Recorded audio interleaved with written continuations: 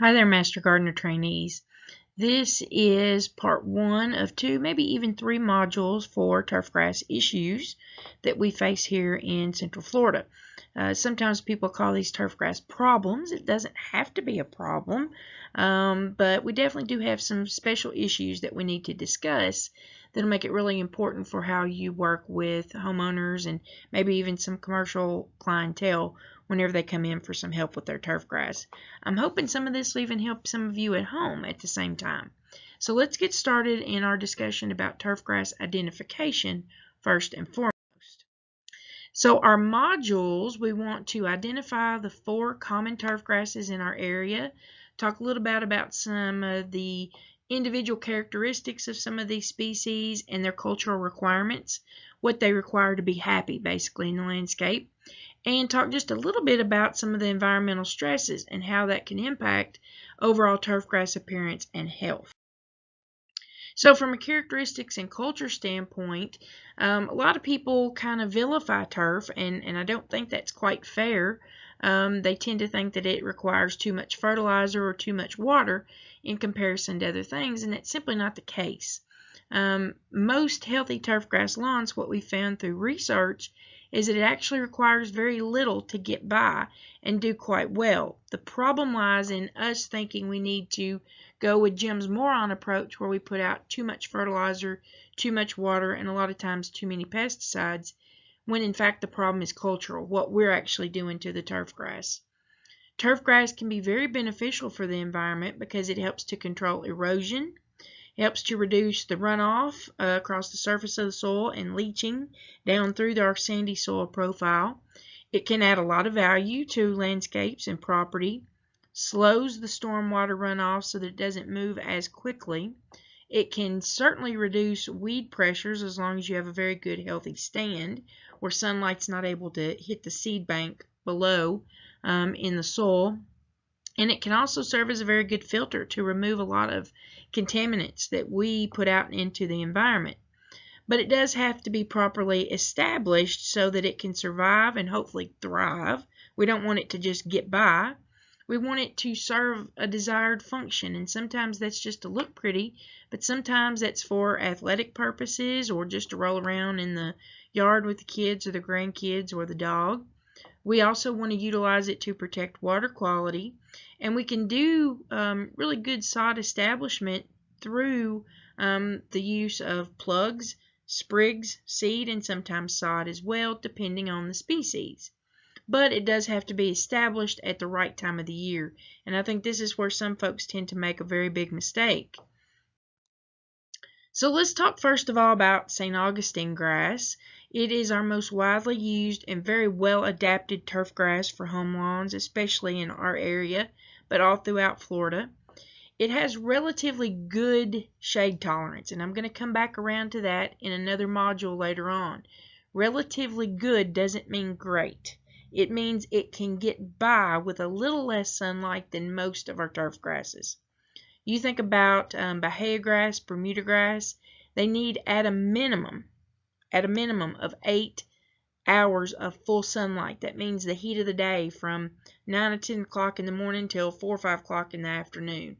Very early morning and late day sun does not count in full sun requirements, so at least 8 hours. St. Augustine grass, especially Floratam, can get by with 6 hours of full sunlight. Anything less than that, and it's going to struggle terribly bad. 6 is still not great, but it can get by. So it's relatively good, but not great, and it is not tolerant of shade like sometimes it's sold to be.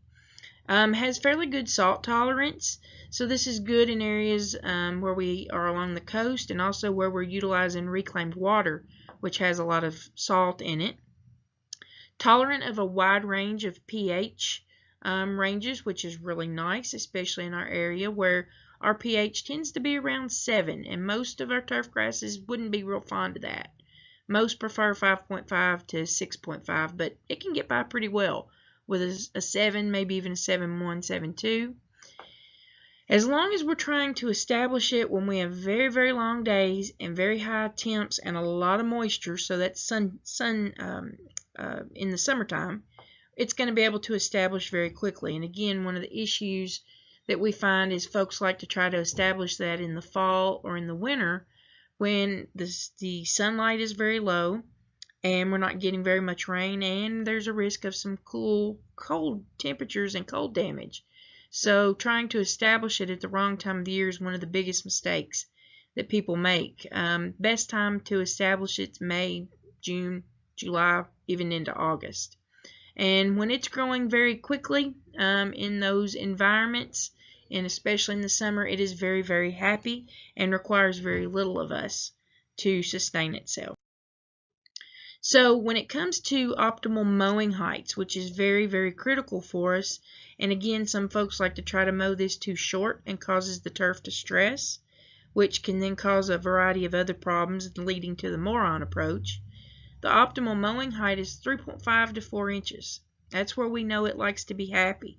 There are a few dwarf cultivars that can go down to 2.5 inches, but anything like Floratam, which is our most common, St. Augustine grass cultivar, needs 3.5 to 4 inches. Has a very dense blue to blue-green color, wide, coarse leaf blades with a blunt end. It's kind of rounded at the end, if you will. Prominent internodes, and you know that the internode is the distance between one node and the next. And let's see if we can see this here on our drawing. So here's our internodal distance here. And again, these kind of coarse leaf blades, a little bit more rounded on the end than you see here and a little bit wider at the same time. Most of the time we're going to be establishing this through sod, sometimes plugs, but no seed establishment. Most of the time these are sterile cultivars, so seed is not going to work for us. And you can get some stolon establishment as well. And here are the stolons. So these are above ground stems, and then you've got rhizomes in some species of turf grasses, which are below ground stems. So it establishes itself, St. Augustine grass does, through stolons and not rhizomes. We'll see some other turf grasses that move through rhizome and stolons later on. St. Augustine grass does have a few drawbacks. The wear tolerance is not real good, so it doesn't like a lot of wear and tear. And it does need some supplemental water during drought conditions. So we do have periodic droughts through the winter time where it needs a little bit of water to help it get by. And then if we did find ourselves in what's supposed to be our wet season in a drought, we would definitely have to supplement water. It does tend to accumulate a lot of thatch. Now, let me explain what thatch is and what it isn't. A lot of people tend to think that thatch is an accumulation of leaf blades where the grass clippings have been cut and left behind, and that is not the case at all. Thatch is a layer of dead stolons, basically. And we know that excessive nitrogen fertilization and we know that excessive water contributes to thatch buildup. And thatch prevents oxygen from getting to the roots, water and nutrients from fertilizer from getting to the roots as well. So St. Augustine grass does have a propensity when we're over-fertilizing and over-watering especially to develop thatch. From an insect issue, pretty much chinch bugs are our main issue in St. Augustine grass, and they can do a number on it. And again, chinch bugs tend to be a problem when we're over-fertilizing and over-watering. From a disease standpoint, rust, gray leaf spot, large patch are all possible, not very common, but what is relatively common is take-all root rot. And that can slowly over time cause us to lose large patches of St. Augustine grass, leading to a lot of weeds. We tend to find that throughout the summer months. Again, excessive nitrogen and water tend to lead to take-all root rot. Now, these are fungal diseases that we're talking about, and the organism that causes take-all root rot is ubiquitous. It's always in the soil, but usually not causing a problem. When it causes a problem is when we're actually stressing out the turf. So if we keep the turf nice and happy and healthy, and we're not over-fertilizing or over-watering or mowing too low, generally we're not going to have a problem with this disease. So it is controllable through cultural techniques. The other kind of drawback, I guess we'll say, to St. Augustine grass use is that we don't really have good selective herbicides for any of the grassy weeds that tend to pop up in it from time to time, and that can be somewhat of a limitation as well. So we've got quite a few cultivars out there. Again, Floratam is our most common, very widely adapted, probably used 90 or more % of the time throughout most all of Florida. Kind of medium to dark green color, pretty coarse blade. But there are others like Bitter Blue and Harmony, Delta Shade, a little bit more of a yellowish texture and color to it. Some of the dwarf cultivars that are out there that you might come across, like Captiva and Seville, a little bit lighter, a little bit smaller, not a tremendous amount of difference. You'd probably never even notice it, but they can be mowed a little bit shorter. Newer ones on the market, things like Harmony. Palmetto's been around for some time. Palmetto is oftentimes sold as being shade tolerant. It is not. It's one of those that has relatively good shade tolerance. And when I said we might get by with 6 hours of sunlight, Palmetto might get by with 5.5. Anything less than that and it's going to struggle severely. So it is not shade tolerant. It's relatively, or shade resistant. It's relatively tolerant is the best way to say it. But not great in terms of other plants. We oftentimes find ourselves trying to force turfgrass into areas where it doesn't want to be, like under the shade of an oak tree or a house or another structure. So definitely we have to focus on putting the right plant in the right place, even with our turf grasses. So here's some examples of our St. Augustine grass. You can see the one in the top corner up here with the quarter, just showing you the difference between the quarter and the leaf blade. And you can see the rounded tips here, the blunt ends. St. Augustine grass down here, a little bit more of the plant that you can see. And then here's what we're used to seeing down in our area, nice lush turf grass. Fairly high. This is probably 4, if not a little bit higher, 4 inches. So here's a very classic look of St. Augustine grass. Here's Seville, which is a dwarf cultivar. It really just grows in a little bit tighter than most of the other cultivars like Floratam, but tremendous similarities. The leaf blades might be a little bit shorter, internodal distance might be a little bit shorter, but almost impossible to tell the difference. I tend to like it because it's more compact, really compacted in together, and less weed issues usually. So here are those stolons, very characteristic of St. Augustine grass, running across the surface of the soil. So again, this one establishes itself and moves around vegetatively through stolons, not rhizomes. And then here's a fairly decent look at the thatch layer. So you see your leaf blades up here.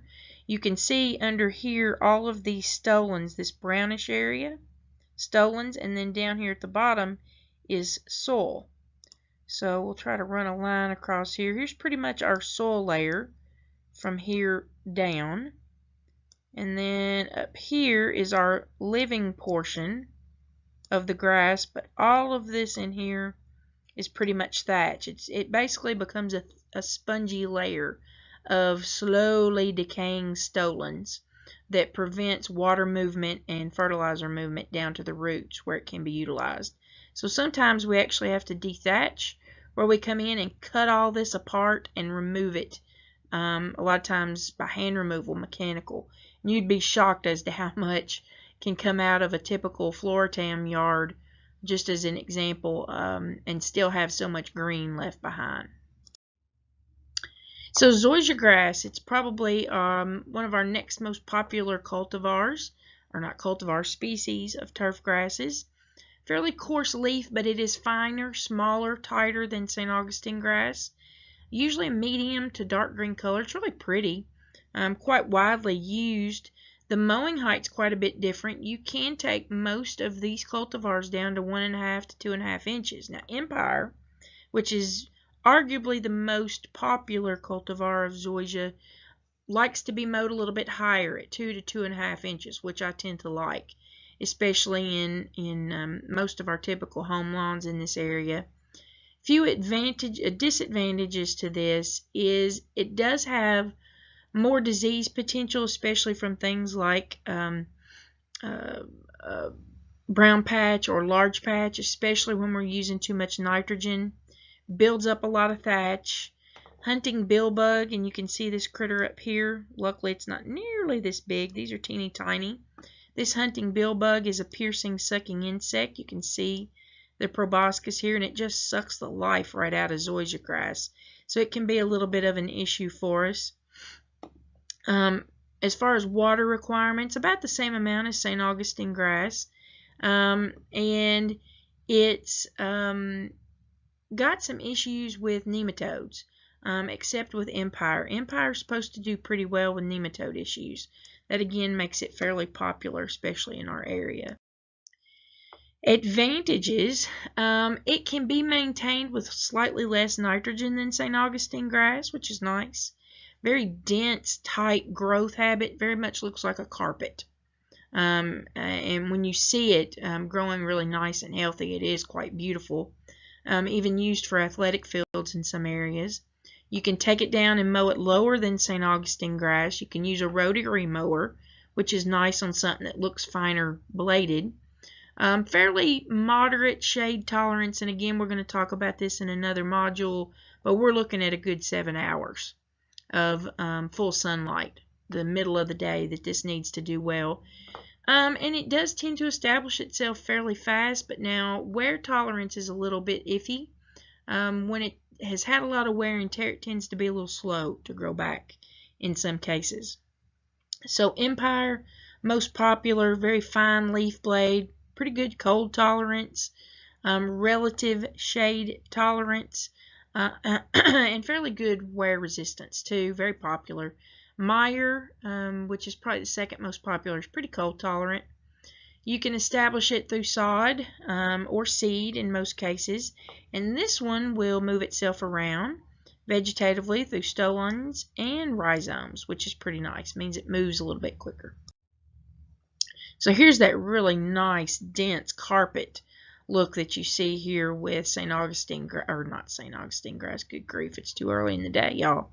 With zoysia grass. Very beautiful when it's very nice and healthy. And you can just imagine a golf ball sitting up really nice on the top of that tuft of grass there. Nice to walk through. A little reminiscent of some of the more temperate grasses that we find up north, the cold season grasses or cool seasons. Here it is when it's allowed to grow out just a little bit longer, a little bit shaggier. And here's a good example here of the fine texture that we tend to see with zoysia. But also take a look right here and test yourself. What is this layer right here? And what's it made of? And what is it not made up of? So if you tested yourself, this is a thatch layer, which it tends to be prone to. It's not made of grass clippings. It's okay to leave our grass clippings behind. That's the equivalent of 1 nitrogen fertilization per year. So this is all dead stolons. Okay? And so here's one of those stolons that would be running across the surface of the ground. You can see how many babies about every inch that this is able to establish. Now, Bahia grass. I would say that Bahia grass is one of our most tried and true turf grasses, especially where we want a lot of low maintenance. Very extensive deep root system that this is able to produce, which means it can tolerate more drought conditions. And even if it does go dormant during drought and it can turn off brown, as soon as we get the smallest amount of rain, it'll green right back up. So it's not killed. It's just forced into dormancy. Now it's different from our other turf grasses. It's not carpet-like. It's not very dense. It does not move around through rhizomes or stolons. It's a bunch type grass, which means it just kind of sits straight up, prostrate from the base of the plant. The good news is it likes really infertile sandy soils, which is abundant in our area, and it is very low maintenance. Again, very quick to green up, light in color, very light green, tolerant of wide pH range, but prefers acidic soils. But it can tolerate our 7 on the scale. very tall, thin, but coarse blades at the same time. They're kind of rough textured, and it does a number on mowers, especially because of the seed heads and how coarse it is. We can establish it very quickly through seed and through sod, fairly cheap establishment, as long as we do it at the right time of the year. Again, this is not one you want to try to establish during the dry season because it needs quite a bit of water like anything else to grow and survive and germinate, especially from seed. Optimal mowing heights, 3 to 4 inches. Again, requires very little water, pesticide, and fertilizer inputs from us. It is great for areas that are non-irrigated, behind the house, along roadsides, in common areas. It's very nice. Does have some disadvantages. I mean, those seed heads are produced about every 4 days in the summer. So as quick as you mow it, you turn around, it looks like you didn't mow it at all. That open growth allows for, that open prostrate growth allows for sun to hit the ground around some of the plants sometimes, so it can encourage some weeds. Mole crickets can be an issue in it, can do a pretty good number where they're tunneling around and disrupting the soil underneath in the roots. Not very wear tolerant, so it doesn't do good with the kids in the grass. And again, it tends to dull our mower blades very, very quickly. So Bahia grass, there's some out there on the market just called common, very light green, coarse, very open, sparse kind of plant. It's not very dense. Two of the more common cultivars, though, that we'd come across are Argentine and Pensacola.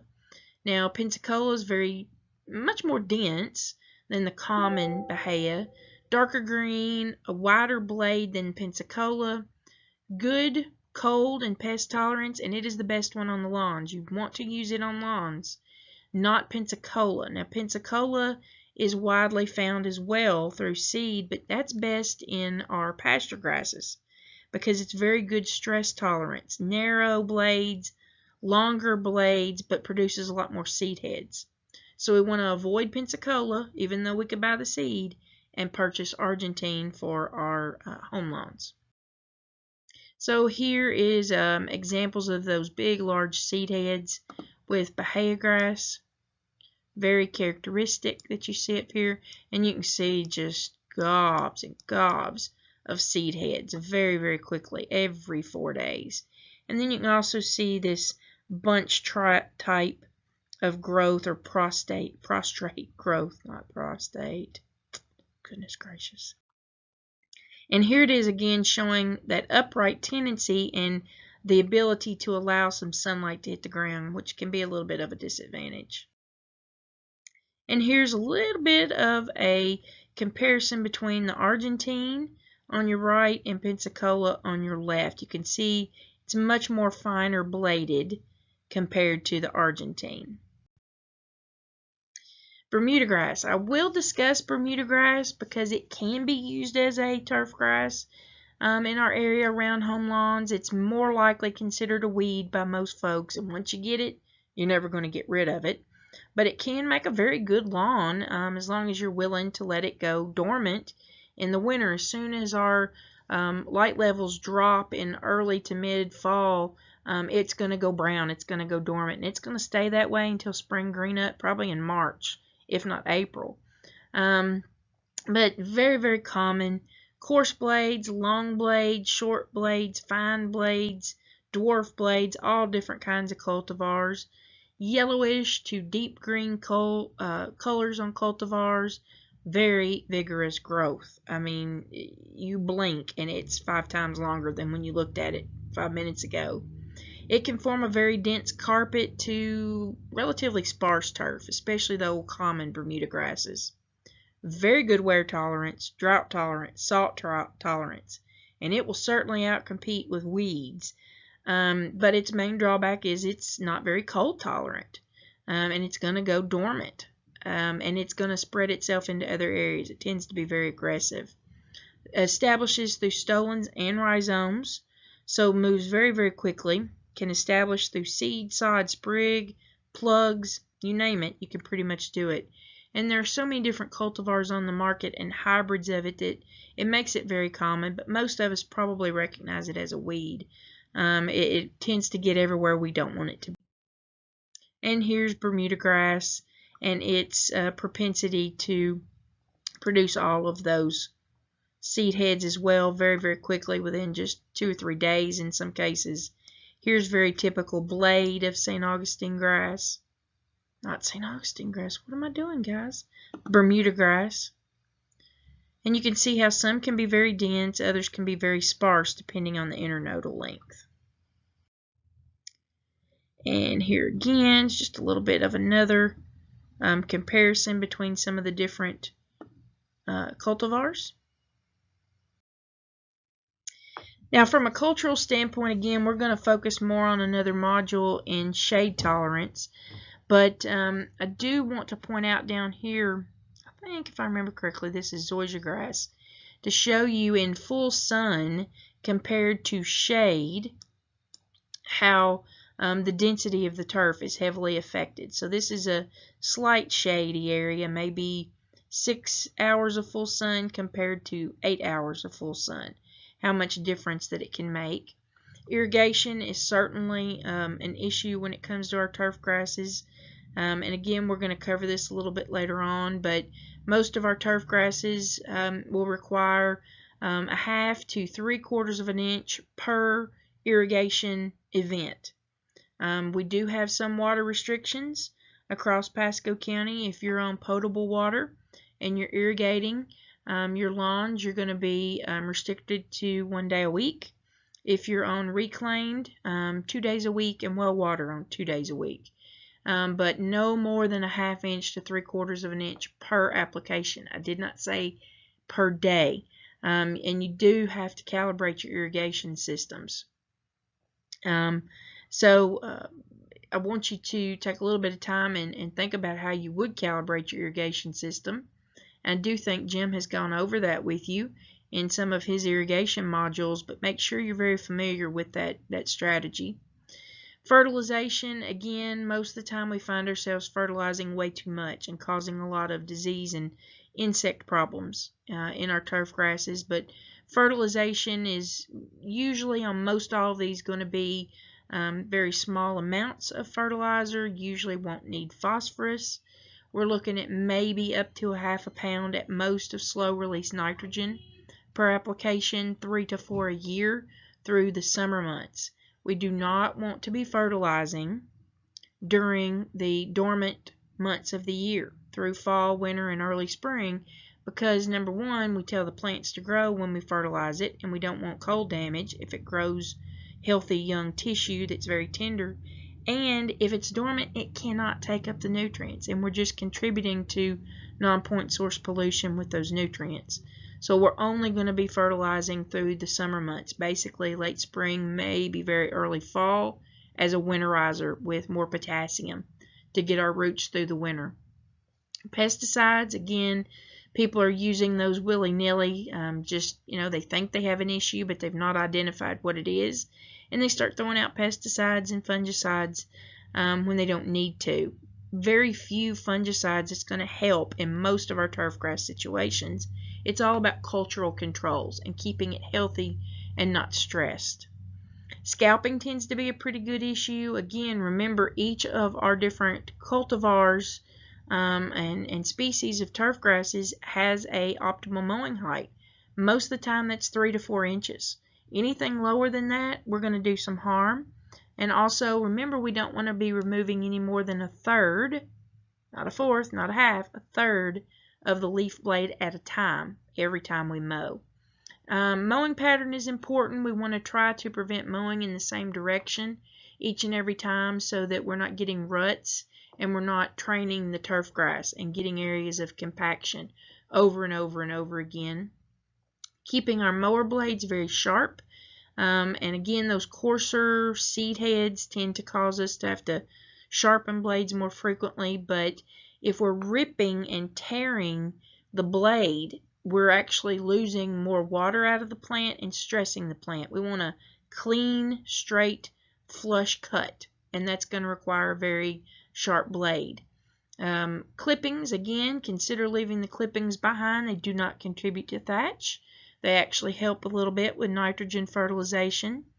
Do not mow when wet. That can be easier said than done throughout the summer months.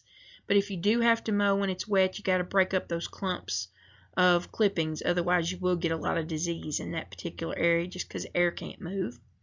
And also make sure that you're removing stones and sticks and debris from the lawn that might be a hazard when you're mowing or trying to take care of your lawn at the same time. So if you've got any kind of questions about turfgrass ID or characteristics or some of these environmental and cultural stressors, go back through this particular module or give us a call, give us an email, and we'll be glad to help you. I hope you enjoyed it, especially with me stumbling through trying to do this quickly. So appreciate it, and I hope you enjoy.